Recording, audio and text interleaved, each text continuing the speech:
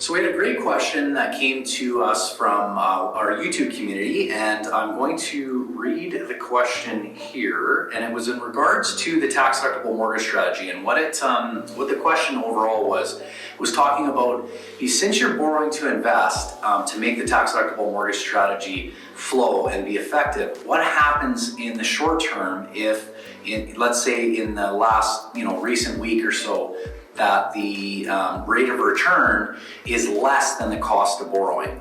And so I'm going to bring up the exact comment, but so Tim Johnson, just wondering what the scenario looks like when what you have borrowed is getting charged higher rates than what you get from the market. Now, so I'm going to summarize really what we're saying by that. So if you haven't already and you're curious about what the tax deductible mortgage strategy is visit us at precedencewealth.com, and if you visit the tax deductible mortgage strategy section, it'll outline a video that shows how to accomplish this. But really the lifeblood is that we're going to borrow money to invest. So I'm going to draw a little bag of money. This is what we're going to do here. And anyways, and all we need to do is, so since we're borrowing, so if you guys have seen the video, you'll recall this. We're borrowing the money here. And this money right now, currently we're borrowing somewhere around 2.8% is the market.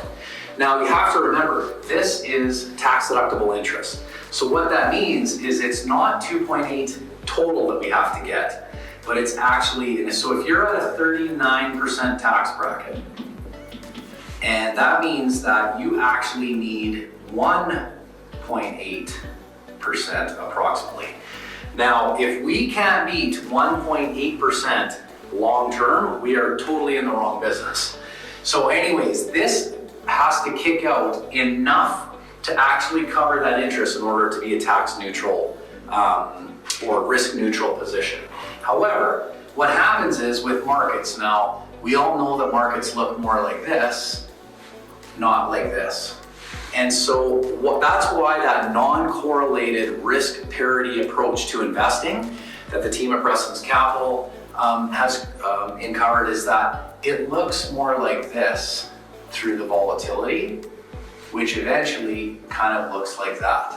So what ends up happening is on a week like what we just saw, where the market had dropped over 13% at one point, the risk parity strategy held on to capital a lot more securely because of those non-correlated assets. All the meanwhile, all these investments are kicking out dividends and interest. Again, the average dividend of that risk parity portfolio is far higher than 1.8%. So even if there's no return and that completely offsets, we are covering after-tax interest of the tax deductible mortgage strategy just through dividends. So hopefully that kind of helps explain to everyone what happens when there's, what actually first is required to keep this viable, and then second, just how low of an interest rate you actually have to achieve in today's market to make this work.